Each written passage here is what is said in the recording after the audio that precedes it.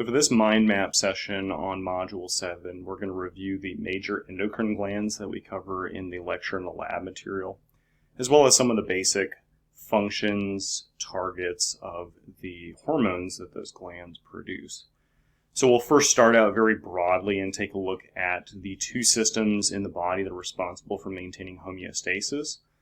Those systems are the nervous and the endocrine systems, and there's a few important similarities, but also some very distinct differences between the two as well. So that's our second point we'll examine here. We'll examine the differences between the nervous and the endocrine systems.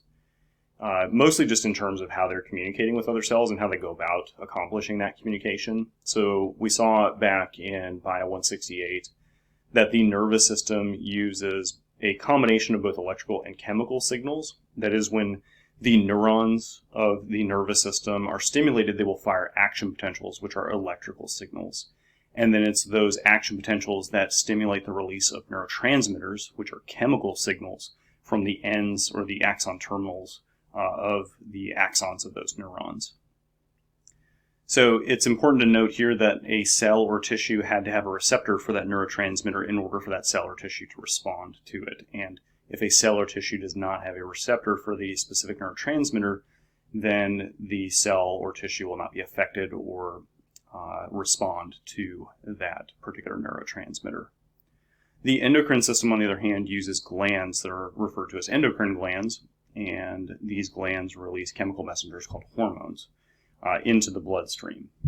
So in the same way that the nervous system required that cells and tissues have a receptor for the particular neurotransmitter that they release, a cell or tissue that responds to a particular hormone must have a receptor for that hormone. So that's really kind of an important similarity between the two, is that both systems require the cells or tissues that they're communicating with to have receptors for that specific neurotransmitter or that specific hormone in order for the cell or the tissue to respond to that neurotransmitter or that hormone.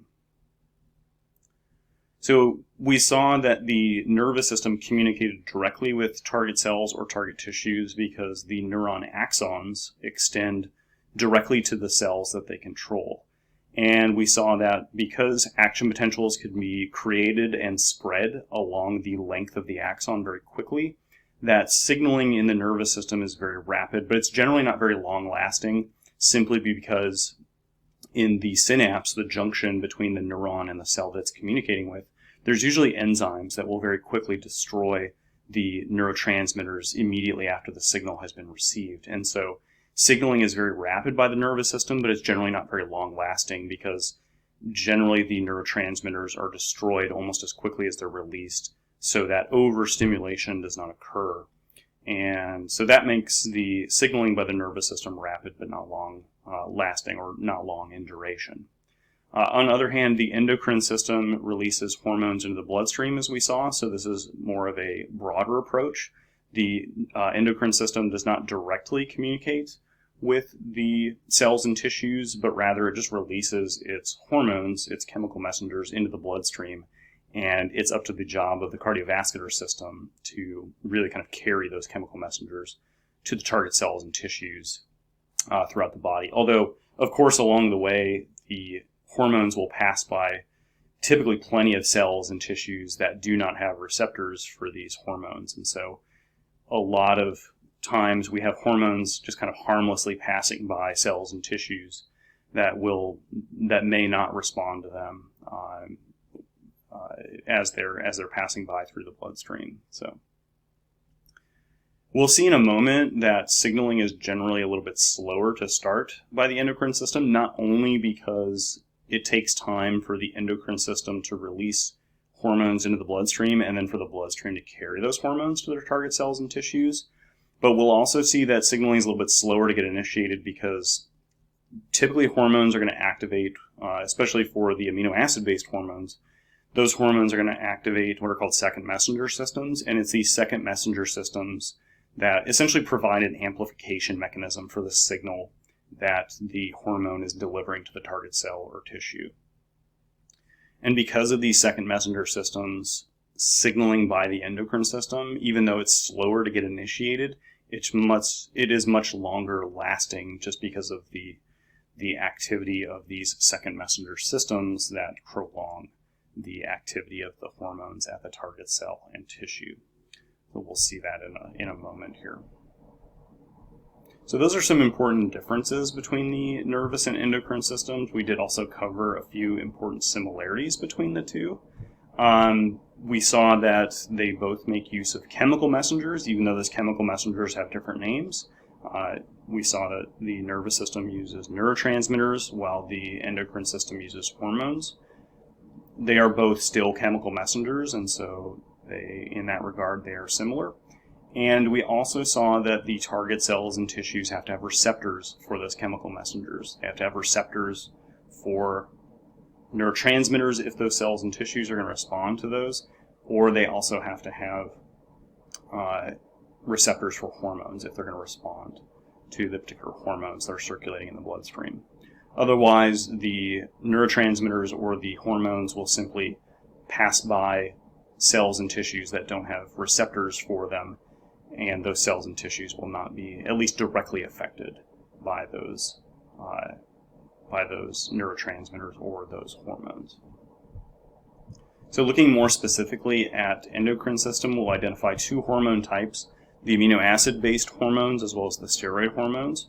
And the amino acid-based hormones are exactly as they sound. So they are essentially built or constructed from amino acids. So small hormones that are simply modified amino acids are called amines. There are small chains of amino acid hormones that are usually called peptides, and then larger amino acid-based hormones with more amino acids in their sequence or in their chain are usually referred to as protein hormones. So, for example, insulin is an example of a protein hormone because it's a large structure made out of many amino acids. And then we also have the steroid-based hormones, which are hormones that are lipid-based because steroid hormones are all derived from cholesterol. So let's examine those second messenger pathways that I mentioned briefly a few moments ago and exactly what occurs in those second messenger pathways. So second messenger systems or second messenger pathways are typically activated by amino acid-based hormones. And they typically involve a hormone receptor, just like we discussed earlier, but specifically the second messenger pathway involves a special type of protein called a G protein, an enzyme, and then a chemical that's created by the enzyme, which is the second messenger. So in this context, the hormone is the first messenger, and it's the enzyme that is activated that creates a second messenger in this particular pathway. And the reason why second messengers have to be used with amino acid-based hormones is because amino acid-based hormones are hydrophilic, and that means that they are able to be dissolved in water, but they are not very easily able to cross the plasma membrane of the target cell. And of course, all of or most of the things that are occurring within the physiology of the cell are occurring internally, right, inside of the cytoplasm or the cytosol, inside of the plasma membrane, right?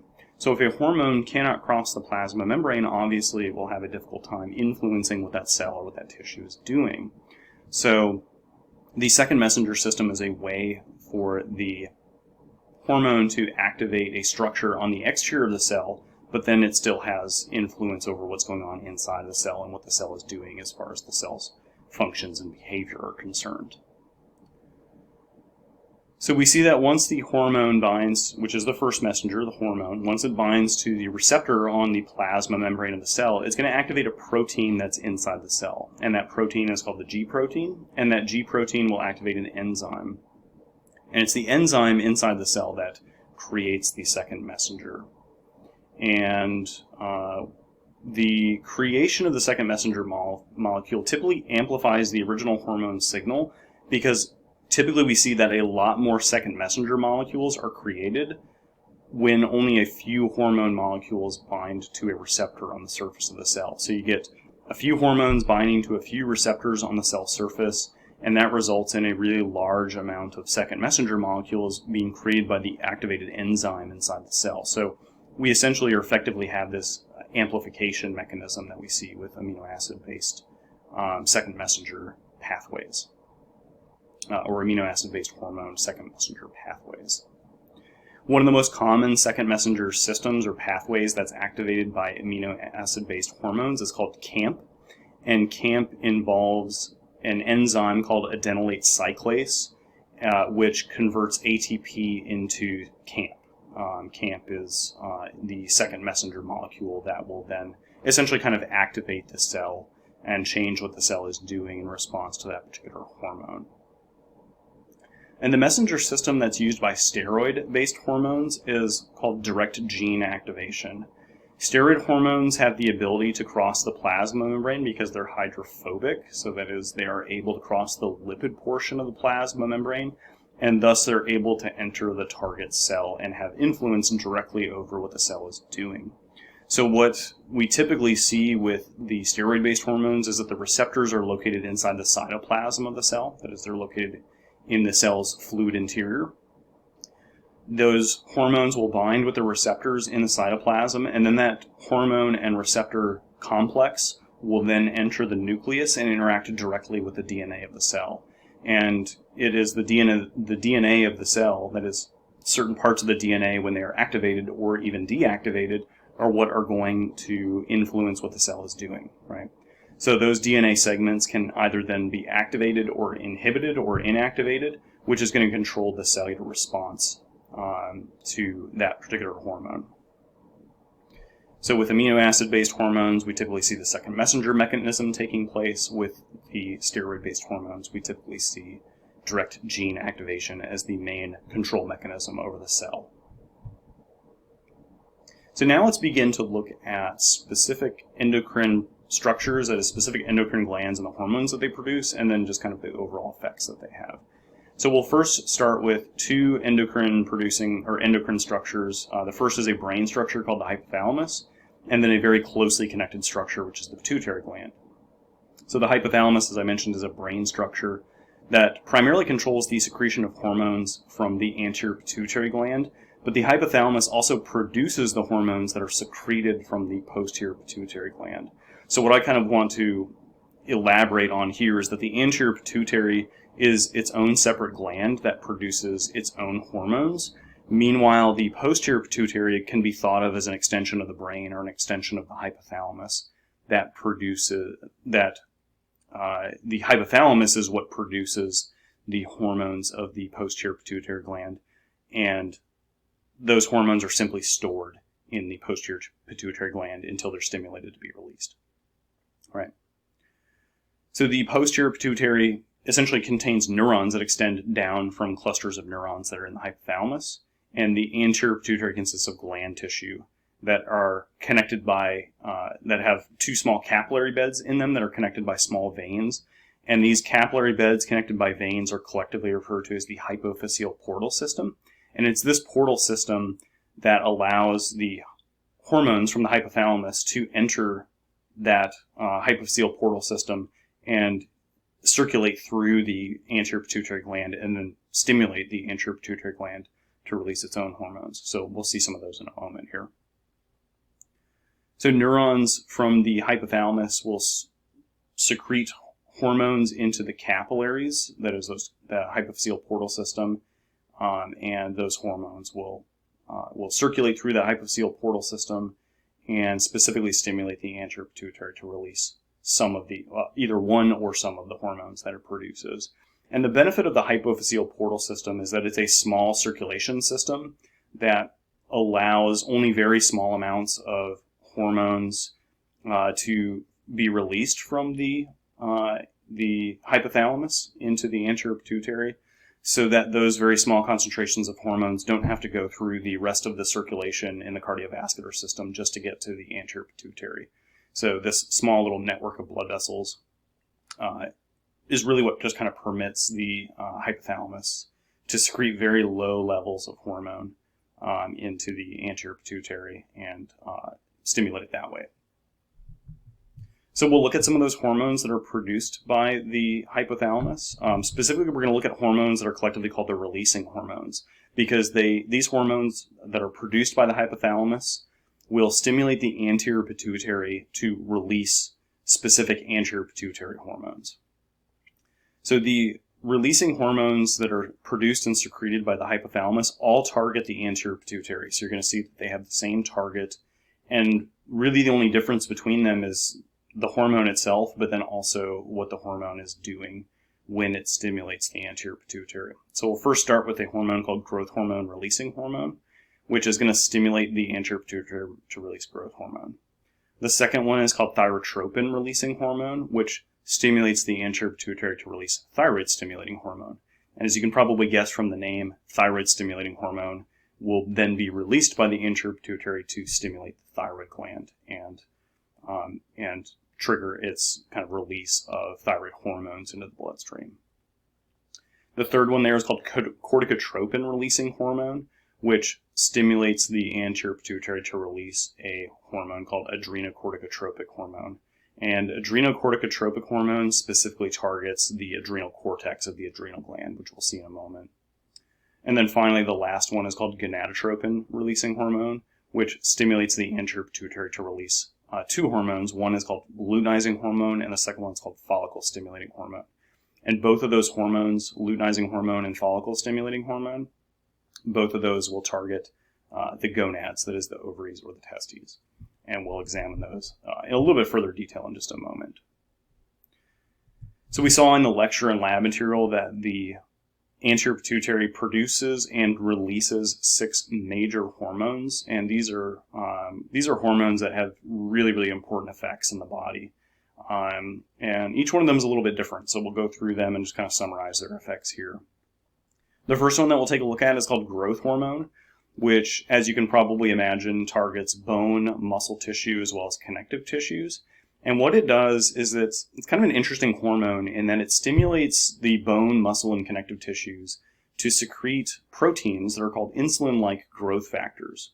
And it's these insulin-like growth factors that increase the ability of bone, muscle, and connective tissue to uptake things like amino acids from the blood, which helps them to build new proteins and promote new cell growth.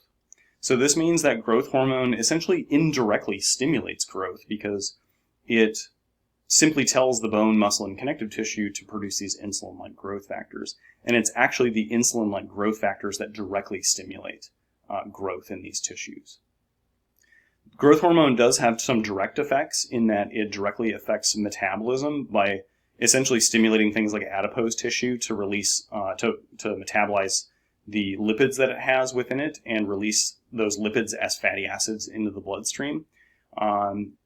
And it also helps to keep blood glucose levels elevated in the bloodstream. So it essentially prevents the bone, muscle, and connective tissue from taking up blood glucose, which is referred to as the anti-insulin effect because it essentially has the opposite effect of insulin. It inhibits, growth hormone inhibits the ability of cells to uptake glucose from the bloodstream, whereas insulin does the opposite. It promotes the uptake of glucose from the bloodstream by things like muscle tissues.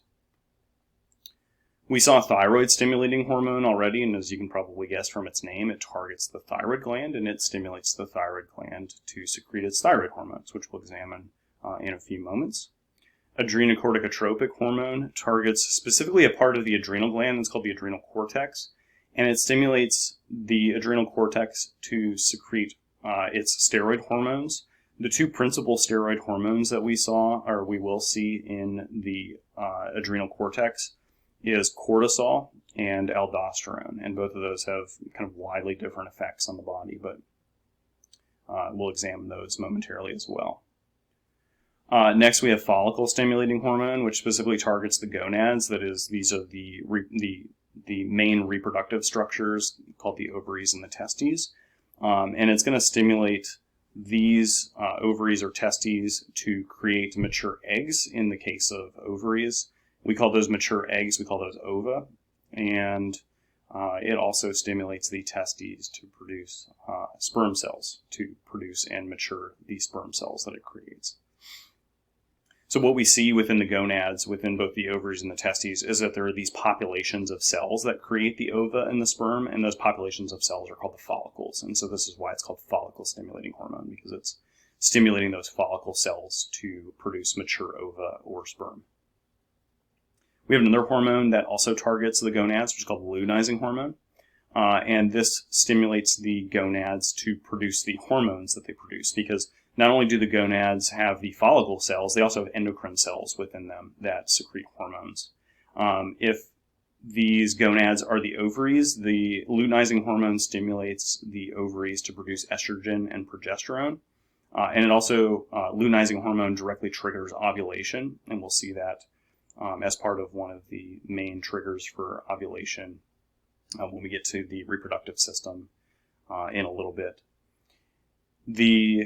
If the gonads are testes, the luteinizing hormone will stimulate the endocrine cells within the testes to produce testosterone. So primarily, luteinizing hormone is stimulating the ovaries or the testes to secrete the hormones from the endocrine cells that are within those structures. And finally, we have prolactin, which is the sixth of the hormones, sixth of the major hormones that's produced by the anterior pituitary. And as its name implies, or as you could probably guess from its name, prolactin targets specifically the mammary glands and stimulates milk production in the mammary glands. So it doesn't stimulate milk ejection, that's another hormone called oxytocin, but it does stimulate the gland part it does stimulate the milk-producing glands in the breast tissue. So let's examine the major hormones that are secreted by the pituitary gland, the posterior pituitary gland, their targets, and summarize their effects. So as I mentioned previously, the two hormones that are produced by the posterior pituitary are actually produced by the hypothalamus. And what we see is that there are neurons that extend down into the posterior pituitary and release these hormones. So it's really some of the neurons of the hypothalamus that are producing these two major hormones. They're simply stored and released from the posterior pituitary, because the posterior pituitary you can kind of think of as a downward extension of the brain. It's not really a gland in the typical sense of the word that we think of it as an endocrine gland. So one of these hormones is called antidiuretic hormone, and specifically antidiuretic hormone targets the collecting ducts of the kidney, because what it does is it stimulates the production of aquaporins in the collecting ducts of the kidney, and those allow water to be reabsorbed from the filtrate back into the bloodstream. So antidiuretic hormone is typically released in fairly high concentrations when our blood solute concentrations get really high, that is when we're fairly dehydrated. But the hormone can actually be inhibited by the consumption of alcohol. So this is why consumption of alcohol has a diuretic effect in producing high volumes of urine, because it's inhibiting the secretion of antidiuretic hormone from the posterior pituitary gland. So that's why alcohol causes us to produce high volumes of urine even if we happen to be dehydrated, because it essentially overrides this hormone signal. The second hormone that we'll take a look at that's produced by the posterior pituitary is called oxytocin. And oxytocin specifically targets structures like the uterus, the mammary glands, and the brain. In the uterus, it stimulates uterine contraction during childbirth. In the mammary glands, it promotes milk letdown or milk ejection from the mammary glands. And in the brain, it stimulates parent and newborn bonding as well as feelings of love. And so for this reason, oxytocin, or for that last reason, I should say, oxytocin is usually referred to as the cuddle hormone, because it promotes bonding between mother or parent and child, or between two people in a relationship. So now let's move on to the thyroid gland. We'll describe some of the major hormones produced by the thyroid gland and summarize their effects here. So the thyroid gland produces, unsurprisingly, thyroid hormones, which it actually produces two different types of hormones. One of them is called T3 and the other is called T4. But collectively, we'll just refer to these as thyroid hormones. They're quite interesting hormones because they are amino acid-based hormones. They're essentially protein-based hormones, but they function similar to steroid hormones in that the thyroid hormones can cross the plasma membrane, and they tend to control their target cells and tissues by the direct gene activation mechanism. And both of those, the ability to cross the plasma membrane and the direct gene activation mechanism, are typically both seen as properties of steroid hormones. The thyroid hormone's primary function is to control the body's basal metabolic rate. And what it does is it stimulates most of the cells of the body to increase their breakdown of nutrients, particularly their metabolism of glucose. And in doing so, it also increases the amount of oxygen use by the mitochondria in the cells of those tissues. So it produces, it helps to produce more energy in those cells. And a byproduct of this reaction, particularly in the breakdown or the use of oxygen by the mitochondria, is that they produce heat. And so producing body heat is a major function of thyroid hormones. And this production of heat is referred to as the calorogenic effect, because the term calorie refers to a unit of heat. We also see that thyroid hormones are tissue building, so a lot like in a lot of the same way that growth hormone produces promotes the building of new tissues. We also see that thyroid gland hormones promote tissue building by increasing the cell's ability to use amino acids and glucose, and it also helps promote cell mitosis to produce new cells for those particular tissues. So it does have some tissue building effects as well, just like we saw with growth hormone. So let's examine the major hormones produced by the pancreas, what their targets are, and summarize some of their effects. There are two major hormones that are produced by the pancreas. The first is insulin, and the second is glucagon. And both have to do with glucose use and glucose metabolism in the body. But they both have opposite effects to one another. Insulin targets most cells of the body. Primarily, it's going to target skeletal muscle cells as well as adipose tissue. And what it's going to do in those cells and tissues, it's going to help to stimulate the transport of glucose across the cell membrane through glucose channels so that the skeletal muscle and the adipose tissue can use those in their metabolism. So recall that glucose is hydrophilic, and so it has to be dissolved in water. And so once again, it has trouble getting across the plasma membrane. And if cells and tissues are going to use glucose in the bloodstream, they have to have glucose channels or glucose transporters to be able to move that glucose from the blood into the cell or into the tissue where it's going to be used. The only place where insulin does not have an effect are erythrocytes, the brain, the liver, and the kidney, because those cells don't require insulin in order for them to uptake glucose. They are still able to uptake glucose, they just do so in a different pathway or by a different mechanism that does not require insulin for those cells to be able to use glucose in the blood.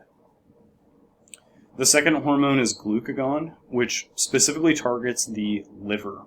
And glucagon is going to stimulate the liver to break down glycogen into glucose.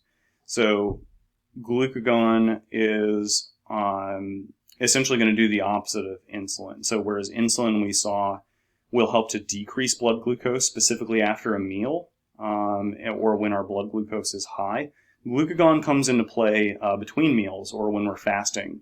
Glucagon will stimulate the breakdown of glycogen, which is a starch that's made by the liver.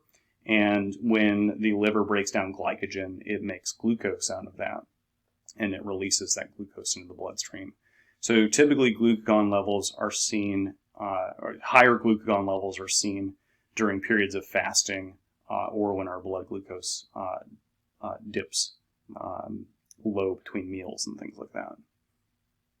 Glucagon also stimulates the liver to uptake amino acids from the blood and metabolize them in a mechanism that we saw back in the digestive system called gluconeogenesis. So recall that gluconeogenesis is where the liver creates glucose from non-carbohydrate precursors. And in this case, it uses amino acids from the breakdown of protein in order to create blood glucose. It also does the same thing with adipose tissue. So glucagon stimulates adipose tissue to break down the lipids that they store into fatty acids, and then the liver can use those fatty acids in gluconeogenesis to make glucose out of them. So insulin will help to decrease blood glucose after a meal, and glucagon helps to raise blood glucose between meals or when we're fasting. So let's briefly examine the adrenal cortex here, or I should say the adrenal gland as a whole, starting with the adrenal cortex, and we'll look at some of the major hormones that are produced by the adrenal cortex. One of the main adrenal cortex hormones is called aldosterone, and aldosterone is a steroid hormone that specifically targets the distal convoluted tubule in the collecting duct of the kidney when blood sodium levels are low, when blood pressure is low, or when blood volume is low. And so what aldosterone does is it helps to promote the reabsorption of sodium and water, because remember that anywhere that sodium goes, water is going to follow it by osmosis. So by promoting the kidney to uptake sodium from the filtrate back into the bloodstream, there's also going to be water reabsorbed back into the bloodstream as well. Specifically what aldosterone does is it stimulates the distal convoluted tubule and collecting duct to make sodium-potassium pumps. So that way it can pump sodium out of the filtrate and put it back into the bloodstream. The second major adrenal cortex hormone is cortisol, which is also a steroid hormone, but it has a vastly different effect than aldosterone does. Cortisol primarily targets the muscles, the adipose tissue, the liver, as well as the immune system. In muscles, it's going to promote the breakdown of muscle tissue, particularly the proteins in muscles, to put the amino acids from those proteins into the blood. It's going to stimulate the adipose tissue to break down the lipids that it stores into fatty acids and put those into the bloodstream. And then it's going to promote the liver to use those amino acids and fatty acids in gluconeogenesis to make glucose and put that glucose into the bloodstream. We also see that the cortisol will target blood vessels as well. It'll cause vasoconstriction to constrict the blood vessels and keep blood pressure high. And another thing that cortisol does is it also inhibits the immune system as well as inflammatory responses.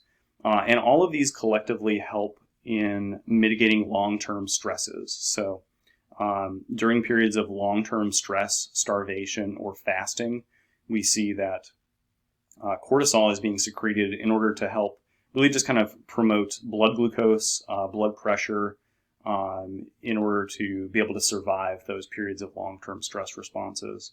And in doing so, it also suppresses the immune system. So it inhibits our ability to fight infection and things like that long-term. So that tends to be why people who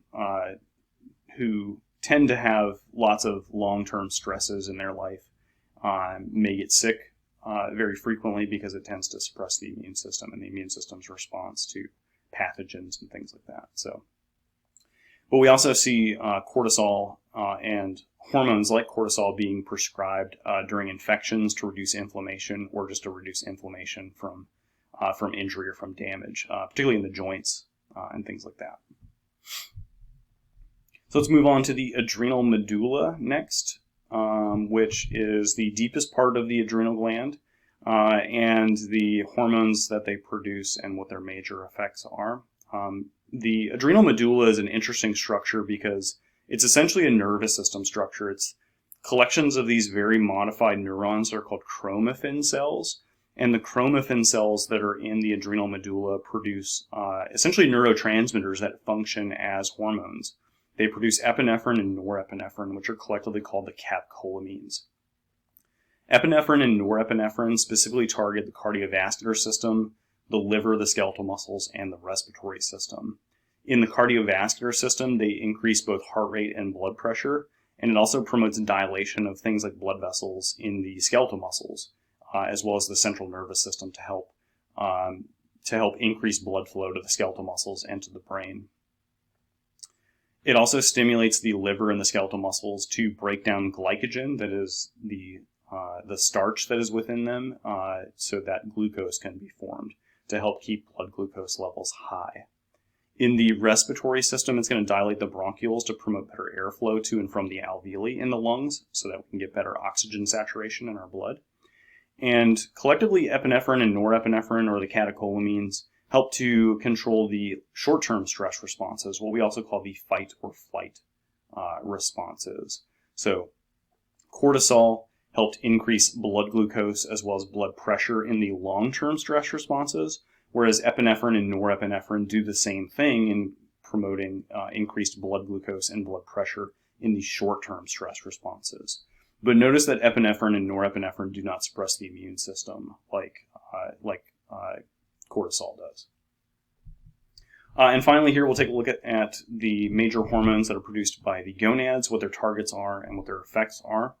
We'll begin with the testes, which primarily produce a steroid hormone called testosterone. Testosterone targets the follicle cells of the testes to promote the formation and maturation of sperm cells. So really testosterone helps to stimulate sperm cell production. It also promotes just general maturation of the testes and the other male reproductive organs as well. But testosterone also has a tissue building effect in that testosterone will target the skeletal muscles, the cartilage, the bones, and the connective tissues in order to promote growth of skeletal muscles, cartilage, and bone tissue as well. So this is often why we see athletes who